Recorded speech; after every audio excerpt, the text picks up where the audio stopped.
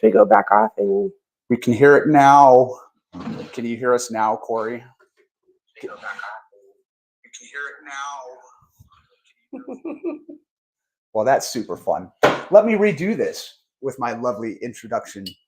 Today, well, I have to backtrack now. Good afternoon, ladies and gentlemen. Thank you for tuning in to another episode of Oddcast, the podcast. I apologize for the technical difficulties. These are brand new mics, and apparently I had the wrong setting tested. Today, I get to sit down with one of my dearest friends and one of the people I love and hold in highest esteem on the entire planet, my good friend, Misty Dockins. I love Misty not because she's directly responsible for several hundred book sales. I love Misty not because she's directly responsible for multiple speaking engagements. I love Misty because she has a unique ability to really bare her soul. And when she connects with somebody, she does everything in her power to promote and facilitate that. I've never met anybody quite as good as her at what she does and her authenticity. And I love you so much. And I'm very excited to have this conversation. Misty Dockins is the founder and owner of Windsor Lifestyle Magazine. And I would like her to introduce herself and say a few words about what she does. Well, thank you so much for that introduction, Brian. My pleasure. Thank you for taking the time. Well, we met, I think you're going to tell people how we met. Yes, my name is Misty Dockins. In the last year, I have became the owner of Windsor City Lifestyle. It's been the hardest but most rewarding thing I've ever done in my life. And now I get to bring all my talents to what I do. So like connecting people is a gift. It's a superpower that I've had since I can remember. It gives me no bigger joy than looking into a room or talking to somebody or conversing with somebody and saying, oh my gosh, Susie needs to meet Brian, whatever that looks like for me. I love connecting people, and it's something that I just very much enjoy doing. And when we met, you were on a stage. I was watching you. You were reading this book. I should have brought it. I have it. I have 2 copies.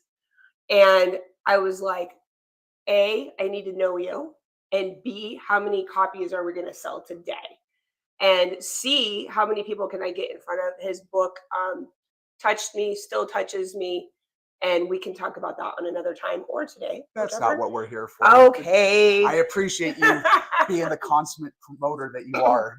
Today is about you and sharing the gifts that you have to offer and what makes Misty Dockins unique. So again, I appreciate your effort to promote me as you always do. But today I have the esteemed pleasure to share you with the world, to help broadcast Misty Dockins and what makes you special and unique. So where did this gift of yours develop? Like, what makes you so special? Well, I think that I grew up as an only child. It was just me and mom growing up. And just having the ability of seeing other people's superpowers, I call them superpowers, and being able to tap into other people's gifts has always been a gift of mine. And it's much easier for me to promote others. By the way, this is my first podcast. So it's much easier for me to see other people. And I think that's normal for most people. Mm-hmm. It's hard to look in the mirror and be like, I'm amazing. I'm da da da da da. And it's normal for healthy, well-adjusted people. I know some people that are all about self-promotion. Yeah. But they're on that far end of the spectrum. Yeah. So just being able to see somebody's gifts, and I should do this more often. I used to go around and ask people, like, tell me 3 amazing things about yourself. And it always amazes me on how many people go silent. And if you can't like say 3 good things about you, oh my gosh. That's some inner work to do. Yeah, some inner work to do. And not to say that it comes easy for me, but I really actually like who I am and what I bring to the table. And I don't mind sitting at the table by myself either. So I enjoy, even though most people know me as this very outgoing, which I very much am. And You are a super extrovert. networker, but there's this other piece of me that likes to be alone and read my books and be alone with my thoughts. So, yeah, that's So I you've always just kind of had this gift of connecting with people and helping to promote them. Like, how far back did it go? Kindergarten, as earliest memories? I remember I'll you're making me think here, but I remember like just having girlfriends that would be like, I like so and so, but I'm too scared to go over and talk to him. I'd be like, yo, Robbie, get over here. You need to meet Susie over here. And, like even just like those kind of connections of and fun story is I love to match make and have been fairly good with it over the years. I've heard. And I've been into some weddings and all the things, but even just those kind of connections. So not just in business, but personally bringing people together. Yeah, I guess it's been a gift for since I can remember. Do you know where it stems from? Because I don't think that most people have that ability. Gosh, What is it? Let me rephrase. What is it that you feel people might be missing if they aspire to develop deeper connections? Because one of the main topics of today's podcast today is empowering life connections. We'll get into the time thing in a bit, but if somebody has ambition or desire to have deeper connections in their lives, what is it you think that some people might be lacking, or some places where they might be able to grow or expand that would facilitate them to get to the level that you're at with your ability to connect with people? yeah. Well, I think great question. And most of the time, people get into their own way. How so? Most of the time, people are like, "Oh, that's for other people. Okay. That's not for me. Like I have these aspirations, but I could never make those aspirations happen." Mm. And I feel like it's my ability to be like, "Wait a second. Ask for what you want. Sure. Don't put any stipulations on what you truly want." So, I have a friend that just went through a major competition. And I don't want to get to because I didn't get her permission to share the story, but she went into a major competition just recently, and she needed to do some fundraising for it. And when she went into this meeting that a couple of us helped set up for her, um, she was asking for something small. And I told her, I said, "What do you really Dream want? bigger. Dream bigger. Like, what does this really look like for you?" Okay. And before we left that day, she got exactly what she wanted. Naturally. Sometimes it's just the ability to ask. And so many people are so hold themselves back to ask for help. Mhm. My husband, I love you dearly, Corey, but man, that guy can't ask for help. And the thing about it is he would help anybody. Somebody would call him and Bend he over backwards in the would, middle of the night to help. and he's an amazing human. And he does not have the ability to help. I am so proud of him, though. He's actually helping. We are finishing our basement, and he actually asked some friends to help us out this Nice. weekend. And It's a they, big of step. course, all said yes because course. I'm like, "Corey, you're amazing." You're always there for everybody. Exactly. So So a little shout out to him.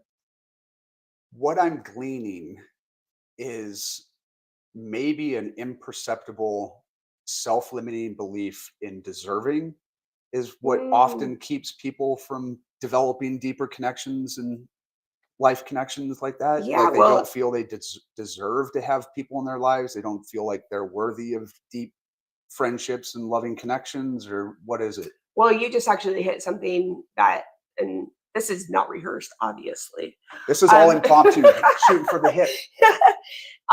What you just hit something. I think one of so I haven't always been this person. I was not confident person. I had been told you're never going to make anything of yourself. You're probably going to be pregnant in high school. You're going to be 2, 3, 4 husbands in. You'll have multiple children from multiple men. You're not, you're dumb. those You had kind some of things. shitty And friends growing up. actually, they weren't friends. I That's actually, even worse. Family. one of the abilities that I've had is always surrounding myself with good people. Mm. Some of the people when you're growing up, you don't get to choose to have in your life. Right. So, but all that being said, I came out of it because of the people that I surround myself with, even at a young age. And having that ability of being like, Misty, that's not true. Yeah. And therapy and counseling and, important things. But my point being is me going through that, me not always seeing what my gifts were.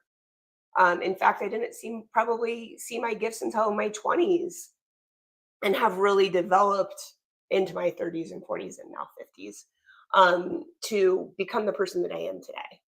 So growing up was some yucky, but like I say, I'm going to write a book someday that's getting into the yucky, getting into the icky, because it's really important to get into that icky place.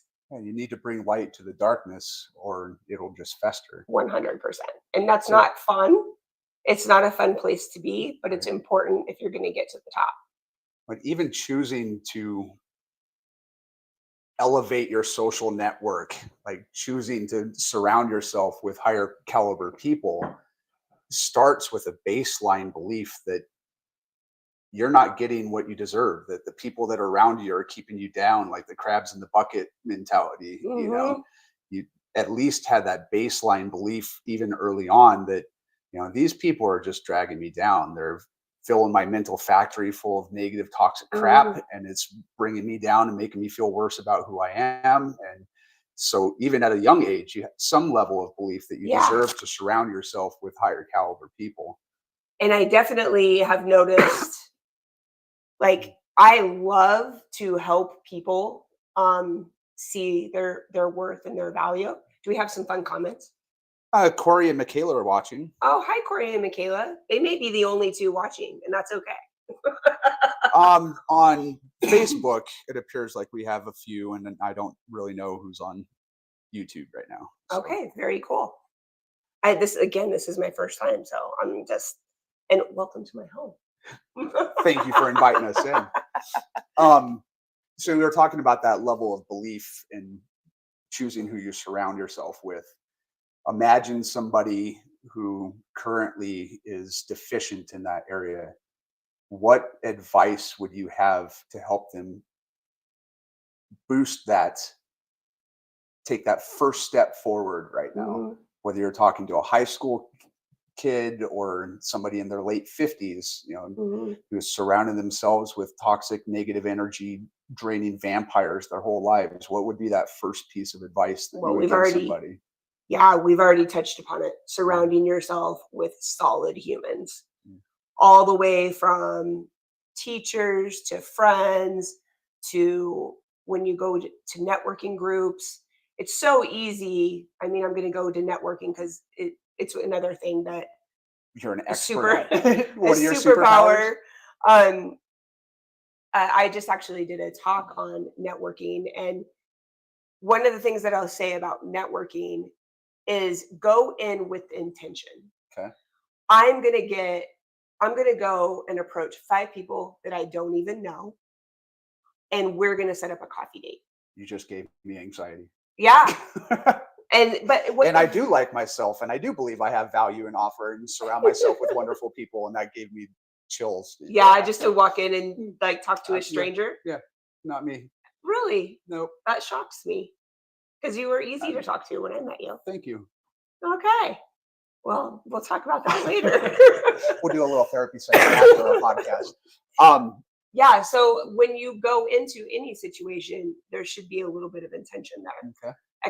Expect the unexpected. But when you go into networking groups, especially when they're 30, 40, 50, 100 people in there, right? And you're like, oh my gosh, what am I doing? Do I go get a drink? Do I go get food?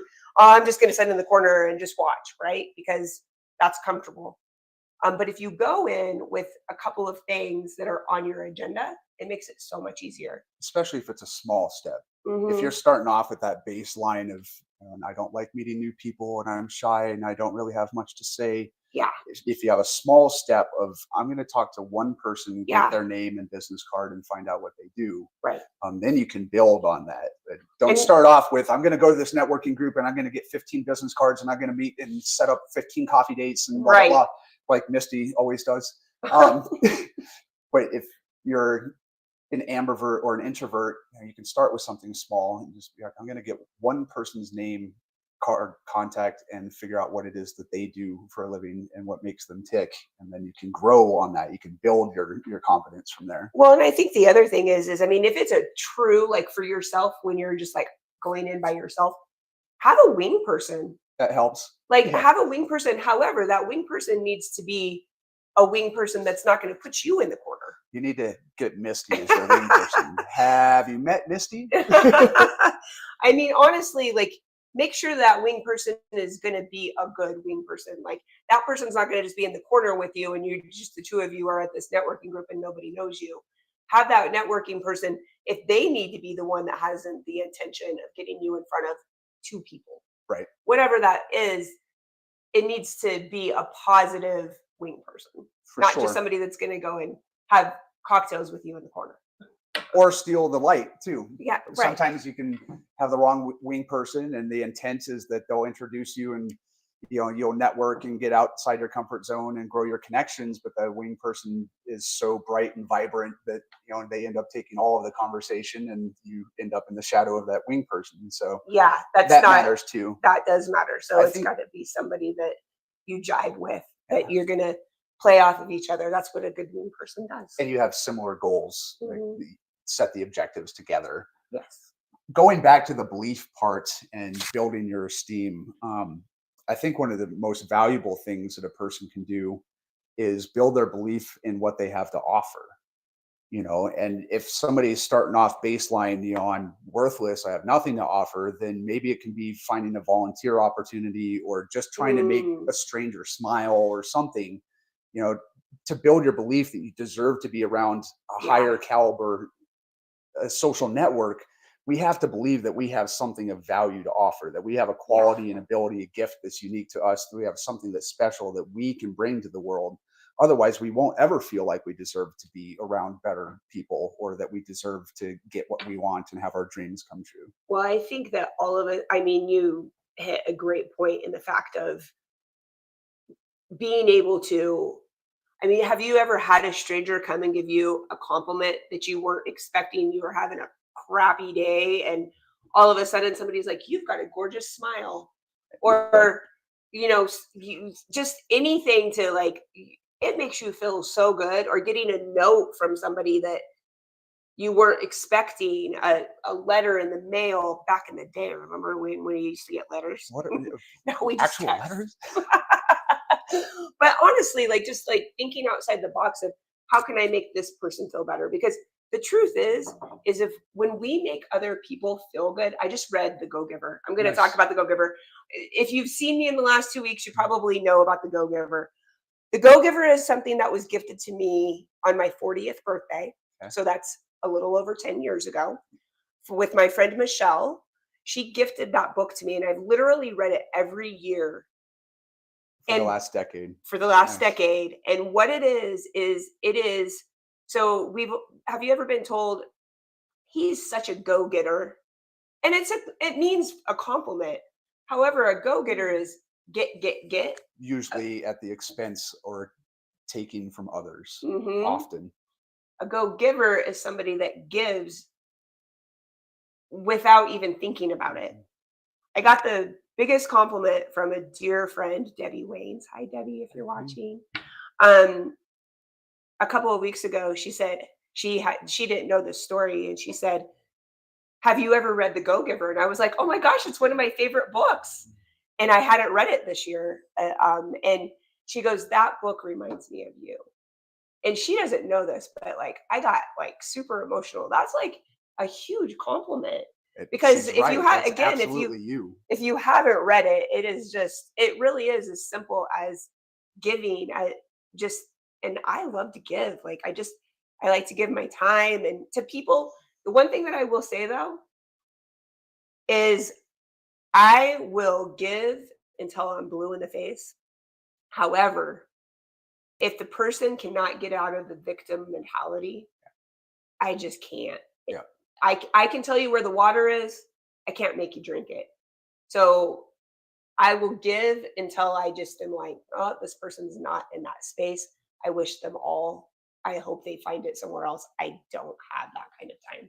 Yeah, for me, it's often, I'll meet you halfway. I'm willing to work as hard as you are towards what you want, Mhm. but I'm not willing to work harder than you are towards what you Right. want.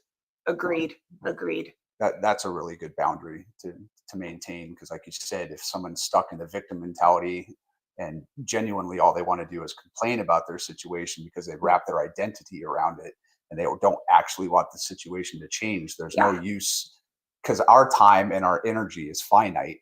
Unless you want to get into the metaphysical part of it, our time and our energy is finite, and we need to be very fastidious about where we allocate Those are that. some big words, Brian. I try. Should we get a dictionary? We could. We have a few people watching. Who do we got? We have Betsy and Oh, Michaela and Betsy! Corey and a few others that I can't see at That's the moment. okay.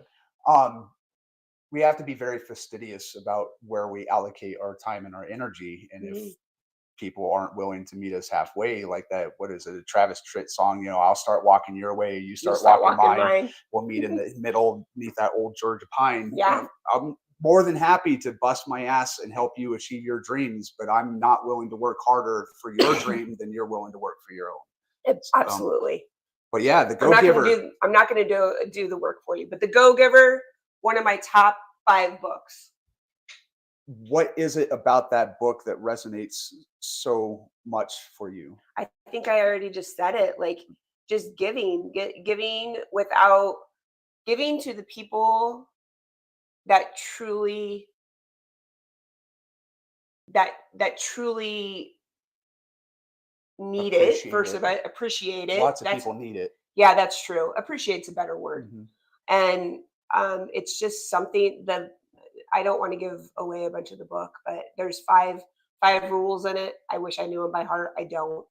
I should have brought the book too. I should have just brought all my books. We could have Well, just you've talked about books. all read it day. every I year know, for a but decade. You I don't have don't. it memorized. Here's You've embodied it, but you haven't memorized it. That's a good thing, though. Yeah. It's better to have actual wisdom than theoretical. Well, I'm glad that you see it that way. I will be. One thing that I do struggle with is retaining information. Mm. So something that I've struggled with always. So but the book is amazing.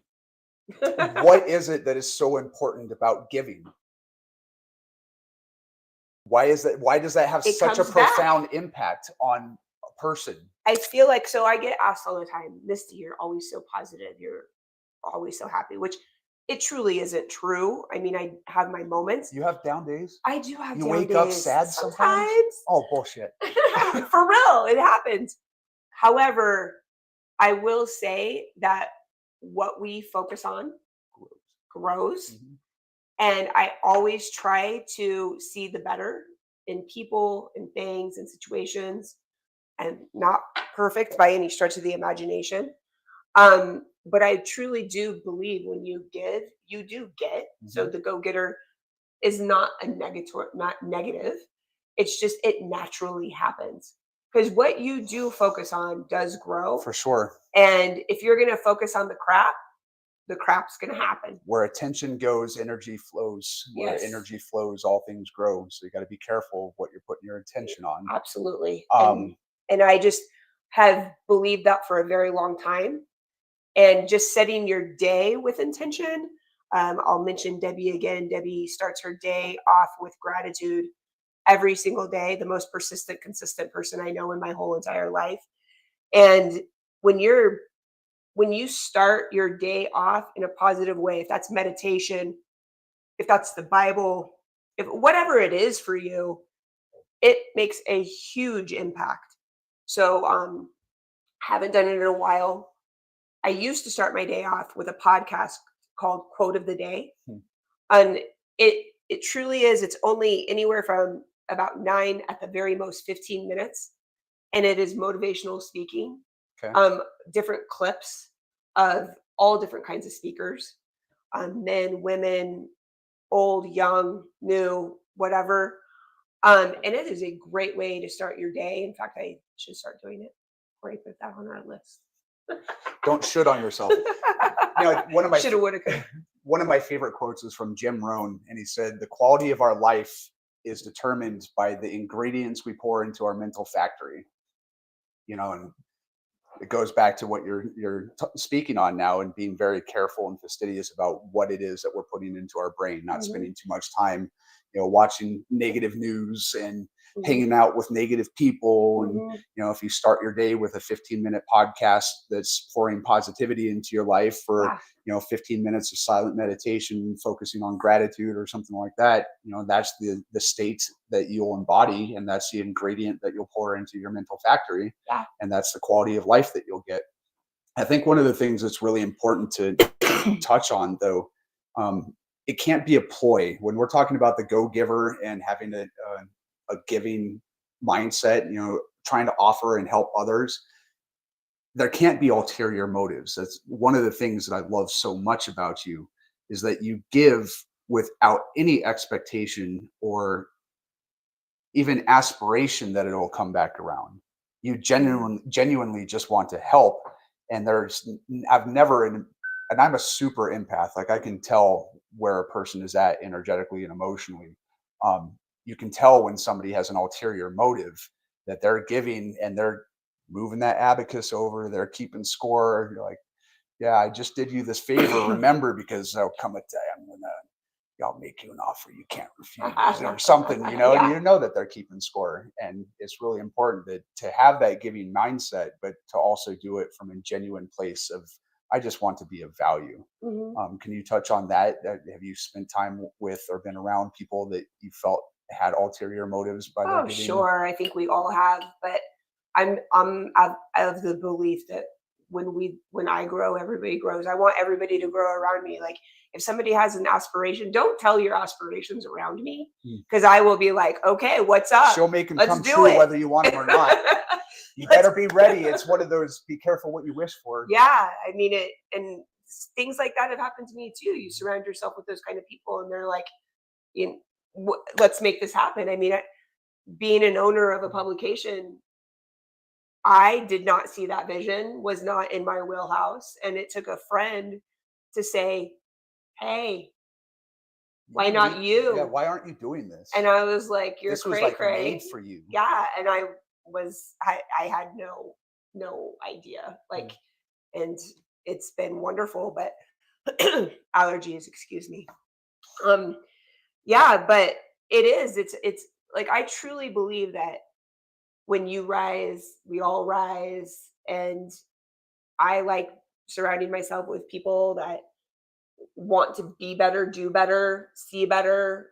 And I very much do that. Like, whatever that may be, if that's opening a business, if that's starting a volunteer, like, hearing, I just had a conversation with a girl a couple of days ago, and she's like, I really want to get into the community and understand the community more. And I have this love for children. And I was like, have you heard of Life Stories? Have you heard this? Like, we went into some nonprofits that really need help and that are searching for board members. And she was like, oh my gosh. So I connected her with, somebody. I don't know where it's gone so far, but my point being is, why don't we want to help each other?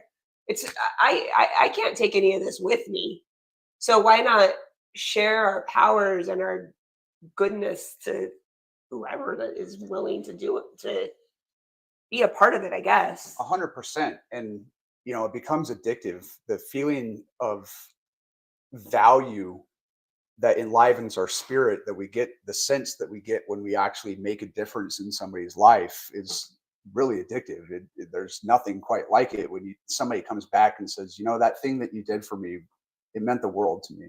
And you went above and beyond, and it changed my life. And that's really addictive. There was something that I wanted to touch on, and I totally just lost track. Son of a bitch. What were you going to say? Well, I was actually going to just say, like, I just being able to help others is definitely something that and I love to cheerlead and I love to help. And we were going to touch upon this. I don't know if I'm, digging in somewhere that you were setting up, but time, like, I think people are always saying, I don't have enough time. Um, and the one thing that I didn't get permission to say a lot of people's names, so that's why I'm not saying a lot of names. But again, had a conversation with somebody. He is interested. He got asked to be a coach, and I was like, and he was like, but I think I'm just going to wait till next year. And I'm like, why? And he's like, I need a little bit more experience. Hmm. I need. I'm like, dude, these people want you. You're amazing. The children love you. Take this opportunity. And it's about that, like, we need to take it when it's in front of us. And if you wait for the right time, it's probably not going to happen. Because what's the right time? Yeah. When is that? Right? It's just like, I'm not going to get married until, or we're not going to have kids until we have this, this, and this. Well, it just never works out like that. If you wait till things are perfect. One of my other favorite quotes is, you have to take advantage of an opportunity of a lifetime within the lifetime of that opportunity. Ooh, write that down. Somebody in chat, you have to take advantage of an opportunity of a lifetime within the lifetime of that opportunity. You're one of those people that can retain so much. I wish that I was that person. I'm an audio learner, so Yeah. when I hear something, it kind of just burrows in and sticks. Yeah. One of the things that I did want to touch on, because we were talking about not really understanding why more people don't get out and volunteer or try to make a difference in people's lives or do that. I mean, going back to Maslow's hierarchy of needs, like right now, especially in this day and age, a lot of people are just trying to keep their nose above water. And when your cup is topped off and you don't feel like your needs are being taken care of, you don't feel like you have the energy, it's really hard to get out there and give to somebody what you don't even feel like you have. Yeah. So I understand where a lot of people are coming from, that they don't feel like they have the time, they don't feel like they have the funding, they don't feel a lot of things, because there is a sense of lack for a lot of people right now. A lot of people are struggling, so it makes sense. I would encourage somebody, even if you have nothing, make a goal to make somebody smile. Somebody that you don't know, make somebody smile. Could be driving through traffic because it's sitting at a stoplight, and just be like, I just wave and smile, and that could change somebody's entire day. Like we talk about the butterfly effect.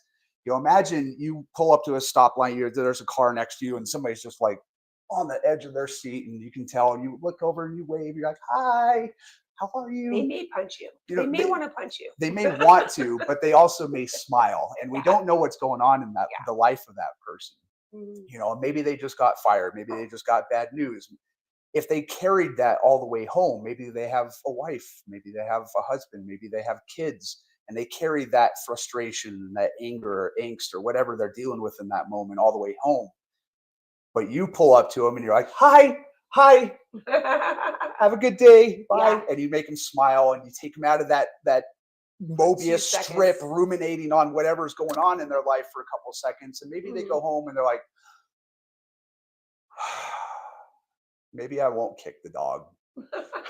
Maybe I won't yell at my spouse. You press that pressure release valve, and you just let some of that out. And, the ripple effects that one little hi could have on somebody's life can really make a massive difference in society. So I think you hit something. Begin where you are.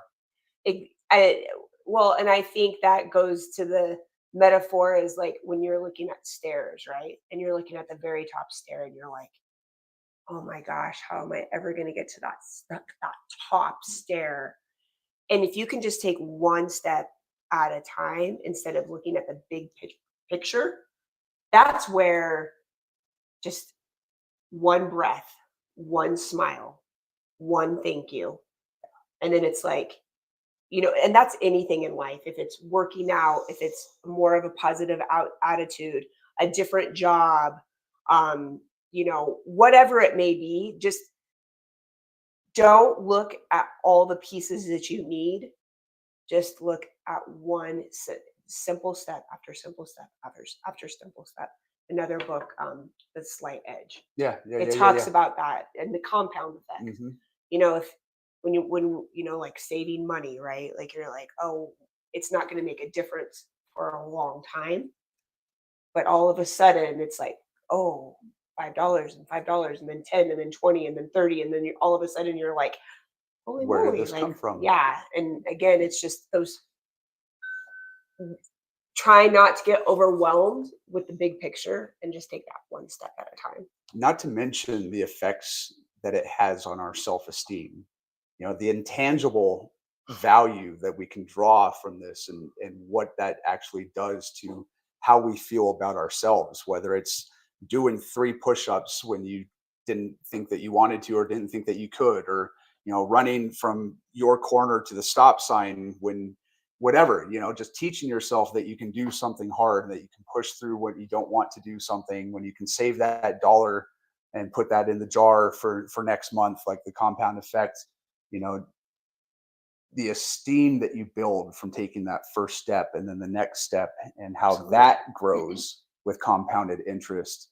It's not just the monetary gain or the social network that you grow, it's Mhm. the self-belief and how you feel. Well, and also like giving yourself grace when it doesn't work out the way that you think it's going to be. For sure. Being able to be like, you know what? I had a crappy day today. And I'm okay with just sitting on my couch. I'm not going to feel guilty about it, with a blanket and some ice cream. And as long as you don't stay there, Yeah. that's where it gets, and that's where you have to be like, who are my people that I can reach out to? Another conversation I had a couple of days ago is somebody that's having a little bit of a hard time and saying, hey, every once in a while, check on me. Mm. To have enough courage to ask for that, that's strong. Because again, people have a hard time asking for help. And if you can Yeah. just be like, you know what, Brian, I've been having a hard year. And can you just check on me every once in a while? First of all, that's gonna make you feel That's a like, huge gift. whoo. Like, And then I can and do something to yeah, help, like, and and it it matters. like that could be a quick text, a quick call, a quick, hey, let's go grab a coffee. We don't even have to talk about Mhm. anything. I'm just here. Yep. Like that's huge. Asking somebody else for help is really a huge gift to that other person, because it gives Mm, them the opportunity to build value in their own mind, yeah. to know that they have something that they can offer to make somebody else's life better. That is asking somebody for help, and not being needy or a constant taker. Like, you need to make sure that there's balance, that Yeah. there's reciprocity in your life, especially when you're talking about relationships with people you care about.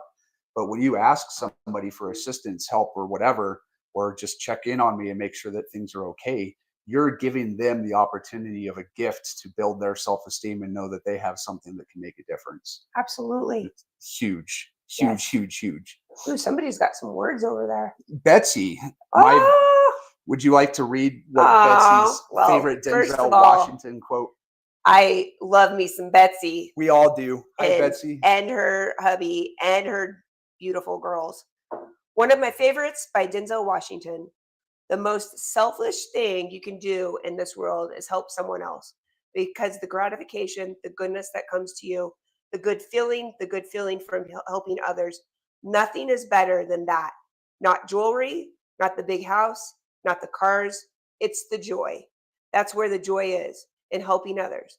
That's where the success is. Betsy, we love Beautiful. you so, so much. I love that quote, and I love me some Denzel Washington too. So going back to, I like to put a bow on the building life connections part of this podcast. Um, we all know how important relationships are. They make us happy. They actually increase our lifespan. Hmm. Having healthy quality relationships is really indicative of how long somebody's going to live. Hmm. Um, what would be one piece of advice that you would give to somebody that aspires to have higher quality or better relationships in their life? Listen to your intuition. Hmm. Your intuition is strong. People people dismiss their intuition all the time. Listen to the voices when they're talking to you. It doesn't mean that you're crazy. Hmm. My intuition I've tapped into over the years, and when I don't listen to my intuition, all hell breaks It goes loose. horribly wrong. Yep. Listen to your gut, your intuition, whatever it may be, and it will lead you in the right direction every single time. And having the courage to follow through with that intuitive knowing, even when it feels uncomfortable. In every bad situation that I've ever had in my life, when I rewind, I can go back and honestly acknowledge that there was a moment where I ignored and overrode my intuition. And all of the wonderful things in my life was when I stepped out of the comfort zone and I followed through on that intuition, that intuitive knowing, despite how terrifying it was in the moment.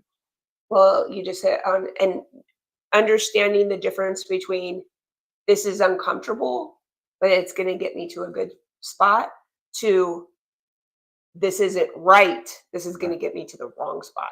Because it can be very close in the fact of uncomfortable, bad decision. Mhm. So knowing the difference is strong. In the cases such as those, try to give yourself as much time to make that decision as possible, and try to give yourself as much space as you can to make that decision. That means like sitting with it and being still and being Mm, quiet, asking for guidance and meditating, whatever that looks like for you. But give yourself time and give yourself space so that you really can discern.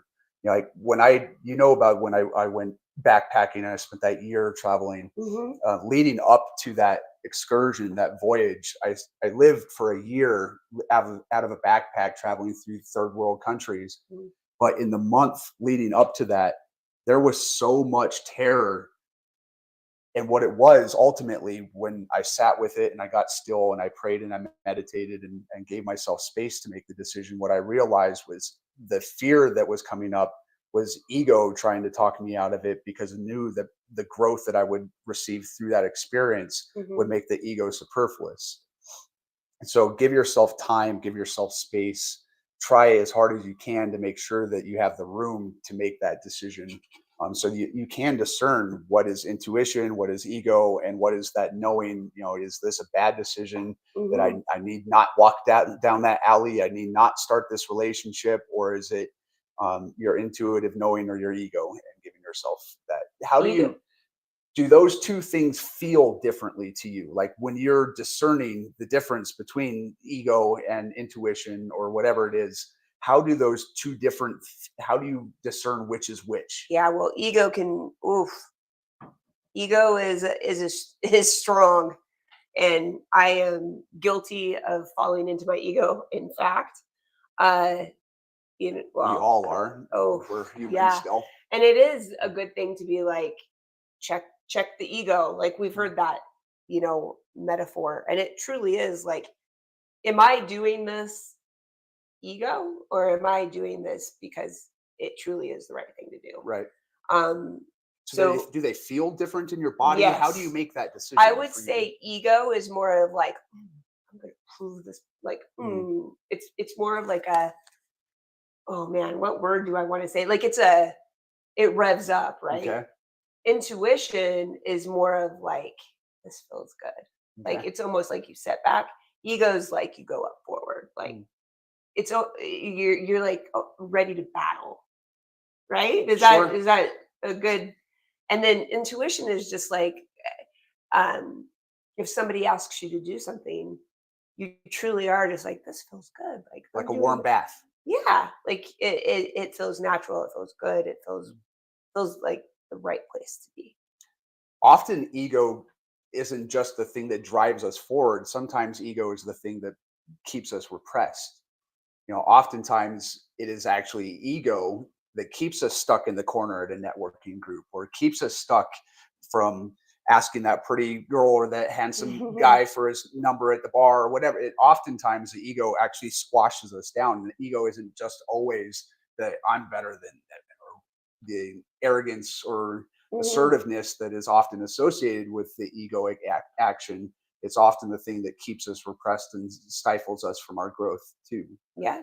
So, so for you, do they reside in different places in your body? How do you tell the difference? Or is it just when you sit with it long enough, you just know? Well, I think the older I get, the more that I try to set with when I get asked, because I get asked to do a lot of things, and instead of just yes, no, I do, as you said, set with it and see how it feels, and if it's and asking some questions Mhm. about, am I doing this because I really want to do this, or do I feel like I have to do this, or I need to do this? Like certain questions that you ask yourself about the situation. Sure.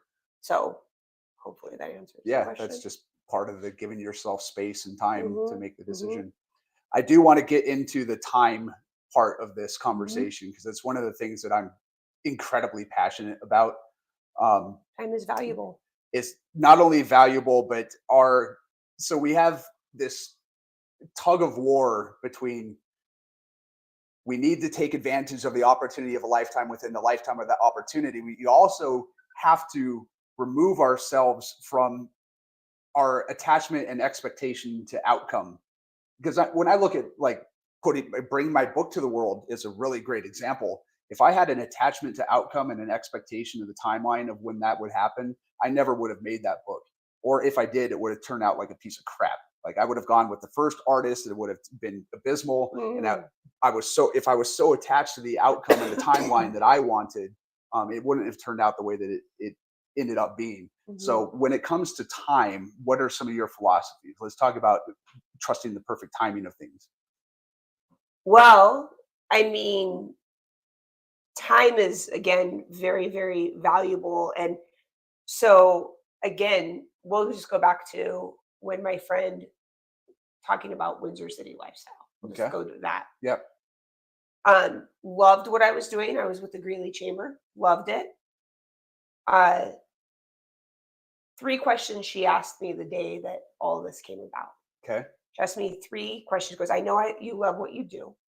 If you could change anything about what you do, what would that look like? Well, me not knowing what the Mm. outcome was going to be, she asked, I said, I want to be a pillar in my community and surrounding areas. I want to make, I want to be my own boss.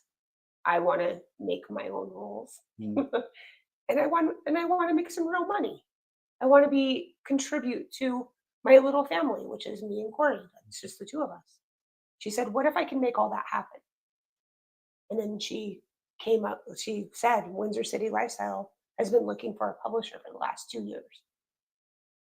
And I was like, what are you talking about? Yeah, what does that even mean? But it was the timing. If she Mm. would have asked me that 6 months prior to that, or before I knew Corey, it was all about like, I want to hear more. 5 days later, I was in assigned ownership of a publication. I do believe that, again, I listened to my intuition. I sat with it. Mhm.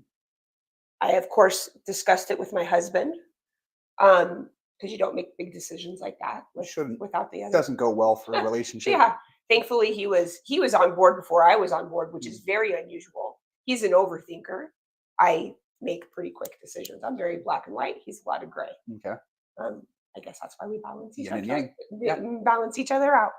So it just goes back to timing. Like it was the perfect timing. I saw that it was the perfect timing, and I went with it. Okay. And so it just goes back to everything that we've already talked about: this listening, understanding, the timing. I I guess I'm jumbling my words, but um, time is precious, and I knew that this was something that I had to take. That I knew that I could do something super special, and even though it was very, very hard, still is sometimes. It is one of the best decisions I've ever made. And again, that took trusting your intuition and having the faith and the courage to follow because you had a comfortable job that you actually enjoyed and Yeah. were it was right in your wheelhouse. So Yeah. you were working at the chamber, you're still connecting people, you're still promoting people, you're still building relationships, you're still doing all the Misty things that, really lightens you up. But to have the courage to step out of that comfortable spot and Well, follow through with this. and you're going to hit on something that, because sometimes courage is, this could fail, Mhm. and being okay with, I always like to use, like, instead of fail or mistake, what's the lesson? Yep. Because I have made a ton of mistakes. Lessons. I've made, yes, I've had many, many lessons in my day. And I'm thankful for those lessons. It's just like having 90% really amazing people in my life. And there's been some 10% of really shitty people in my life. Sure. Those 10% of people taught me just as much as these 90% of people, because it teaches you who you are. And I don't regret any of it. I don't think I would change much of my life, because it makes me who I am. It makes me, I feel like I'm a very unique, genuine human. And I really do love what I bring to the table. So And I don't know as if I actually believe in failure. One of my favorite books is Think and Grow Rich by Napoleon Hill. it's a good And one. Napoleon Hill says, within every setback or difficulty lies a seed of equal or greater success. Gosh, I wish I was that good about, like, remembering my quotes. I have to write them all down. You've got your own skills and talents. It's so cool, though. My skill and talent is regurgitating other brilliant people's shit. Like, it just makes there's a lot of things that you do that I wish I were better at too. But Napoleon Hill said, within every setback or difficulty lies a seed of equal or greater success. We only fail if we believe that an unfavorable outcome is a failure. Otherwise, it's a learning opportunity. When I look back, like where I'm at today, another perfect quote is Winston Churchill, the Prime Minister of England in World War II, with bombs going off, and he's in the bunkers and he's talking about fighting in the hedgerows and stuff. And Winston Churchill said, I feel as though I'm walking with destiny, as if my whole life has been but a preparation for this moment and this challenge. Without those setbacks, without those failures, without those difficulties and those challenges, without those things that didn't turn out the way that we wanted them to, we wouldn't have been set up for that success. Our job is to look at it, no matter how it turns out, and say, this is the key to an equal or greater success. What am I meant to learn from this? Whether it's from a favorable outcome or an unfavorable outcome. Right. They also say that we learn a lot more from our failures than we do from our successes. I would probably believe that. It's really interesting because that, again, ties directly, correlates to the timing of things too. Going back to my book, like I wrote that poem at 4:00 in the morning in 2012.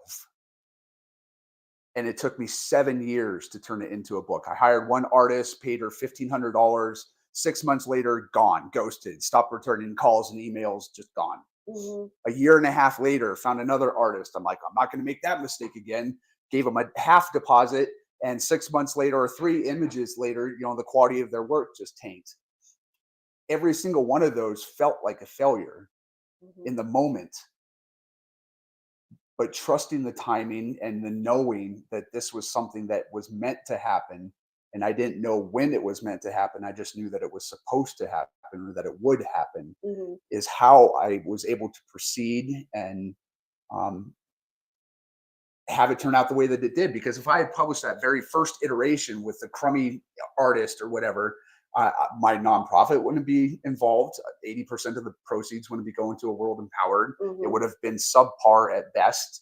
And, but I would have felt good because my book was published in the time that I wanted it to. So when it comes down to trusting timing, what advice do you have for people, and how does that employ into your life? Well, don't let yourself get in your own way. I'm going to go back to that, Because so many times, again, if you wait for the perfect time, it's never going to be the perfect time. You're Okay. always you're always going to have an excuse. Mhm. Sometimes you do have to jump. Sure. There's a great Steve Harvey. If Google "Jump" by Steve Harvey. Hmm. Sometimes you have to take the time to just be like, you can think of all the reasons why you shouldn't do something, but it may just be that one reason why you should. Sure. If that's your kiddos, your wife, your husband, yourself. Hmm. I need to do this for me. Yeah. When I bought Windsor City Lifestyle, I was scared out of my freaking mind. I can imagine. I was shaking. I was all the things. But I looked at Corey and I said, I am going to do this. And we are going to do this right. And I am going to take all the skills that I've been learning and we're going to do something amazing with Windsor City Lifestyle. And thankfully, all of that really did happen. So I just feel like I'm repeating myself, but it is just listening to your gut. And also, I believe in manifestation. I had a great Sure. story about manifestation. Yeah, do tell. Before I knew what manifestation was, so I'm in my early 20s, never been out of the country, and I go, I'm going to go get a passport. I don't know why I'm going to go get a passport, but I'm going to get a passport, right? Again, way before I got into the woo woo and the self help books Right. and all the things. So I go, I'm going to go get a passport. So I go get a passport. A couple weeks later, my mom takes me. I was going through a yucky time in life. Mom takes me to Up With People. Okay. Up With People is an organization, is a nonprofit organization that's still around to this day, that travels around the world, and different countries. They share. They do community Philanthropic service. projects. They do community service in every city that they go into. Like the Peace Corps, AmeriCorps. Kind of, and it's not religious based. It's a little like that, but they also do a show, and the Okay. show is singing and dancing. And we go see this show. 2 hours later, I look at my mom and I was like, I'm going to go do that. She said, what? And I said, I'm going to go backstage. I'm going to go interview. And she said, well, you're crazy. Like, what are you talking about? Right. And I said, no, just stay here. I'm going to go do this. So I go in the backstage. Long story short, I travel Up With People. And I would not have been able to do that if I wouldn't have gotten a passport. Hmm. You can't travel without a passport, right? And we're going all over the world, and just manifestation in itself, right? Like I had failed in a relationship, failed in a relationship, and I ended up having to come back home in my early 20s. And all of this happened because of that lesson, That failure. failure. So manifestation at its finest. And I could go way into the whole manifestation thing, but it seems like the overarching theme of this entire conversation is about being still, making time, giving space, and learning to discern and trust your intuition, and having the courage to follow through with it. That correlates to timing. It correlates to relationships. That intuitive knowing, and again, making the space for it. And I can't say strong enough that just surrounding yourself with amazing humans that build you up, don't tear you down. You do the same for them. Yeah. I have been a blessed human in that space. That's because you're the go-giver. And you choose to surround yourself with quality people. There's an analogy that, if you put one crab in a bucket, they'll be able to climb out. You don't need a lid to keep that crab in the bucket. All you need is another crab. The moment you put two crabs in that bucket, the other crab will start climbing up, and the one at the bottom of the bucket will grab their leg and pull them down.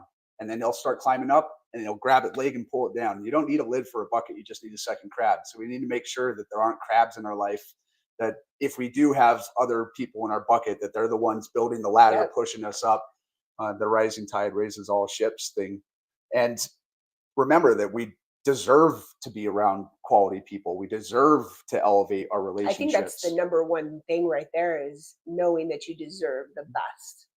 and we all deserve really good, amazing things. And unless you're surrounding yourself with the right people, you may not see it. And sometimes other people see it before you do. Yeah. Sometimes we have to believe in other people's belief in us until our belief kicks in. Mm-hmm. And in all honesty, maybe somebody out there listening might not deserve to have quality people in their life right now, but they can grow Yeah. and they can choose to make a difference, and they can choose to be that go-giver. They can make that decision in a moment. They can flip on a dime and head 180 degrees in a different direction. Yeah. They can be that person that goes out and gives people smiles and starts making a difference and builds their self-esteem over time, that maybe they can bring value to the world, and then they maybe can have better quality relationships. Absolutely. No matter where a person is, they can begin where they are, and they can make a difference, and they can start to feel good about that. Great. What's been the biggest, most important lesson that you've learned in your life? I don't know, we've talked about a lot today, Ooh, but biggest, most important lesson that I have. Um, mm, Man, we should have written these questions down so I'm no, not stalling. we Let's don't see. need. I mean, we've talked a lot Biggest about lesson. timing and relationships and friendships and trusting our intuition and stuff. But when Mhm. you look at, some of the quote unquote failures, those lessons, those setbacks or difficulties that held great treasures for you. Well, it's not mind blowing by any stretch, but you keep going forward. Mm, You keep going. yeah. You fall down, you get back up. Because I have fallen many times. And a lot of people that have only known me for, like, let's just say the last 5 years, they're probably like, oh, Misty, you've had such a good life. You've got it so together, and you've Yeah, got well, so many friends. I haven't always had it together. And I've taken a lot of steps to make sure that I am the person that I am today. I wasn't always proud of who I was. And it took a big failure, a relationship failure Mhm.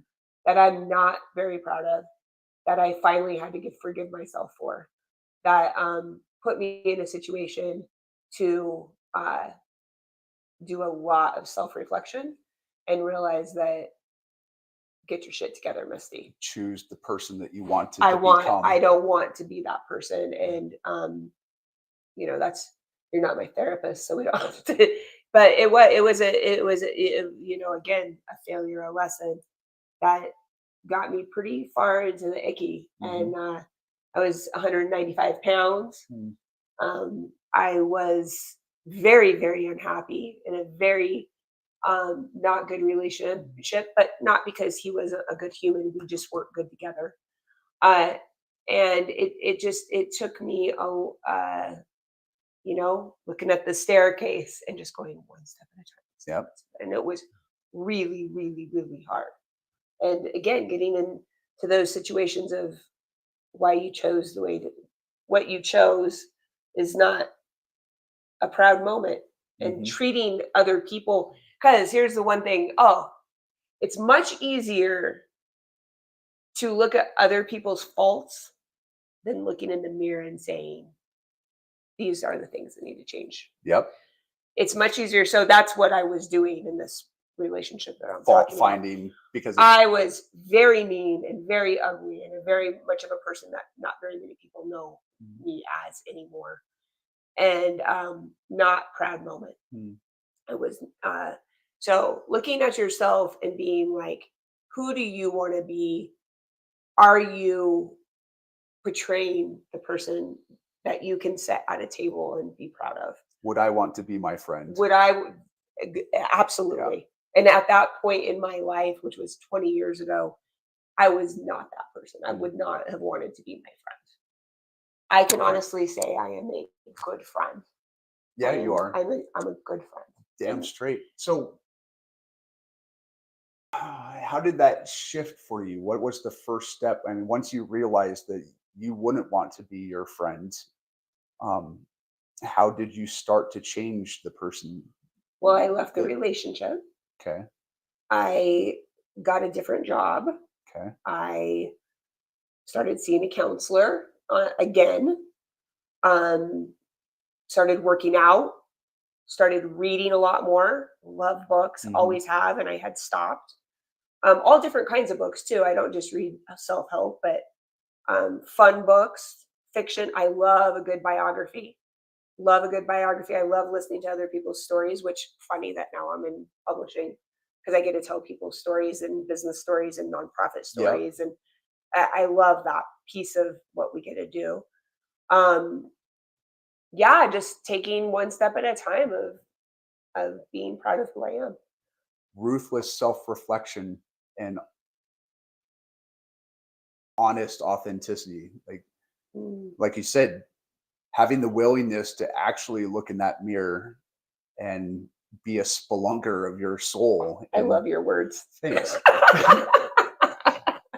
Look in the mirror and be a spelunker of your soul to discern, where are the areas of opportunity for growth? Like, what are the parts that I really need to shine light on and hone and polish? And maybe we need to extricate and get rid of some parts and and grow there. Yeah. And maybe we just need to put a little spit shine and polish on other areas. But Yeah. having the humility to have that honest self-reflection and say, yeah, I didn't show up here the way that I would like to. And I am still very, very honest with myself when I'm not doing good, maybe even to a fault.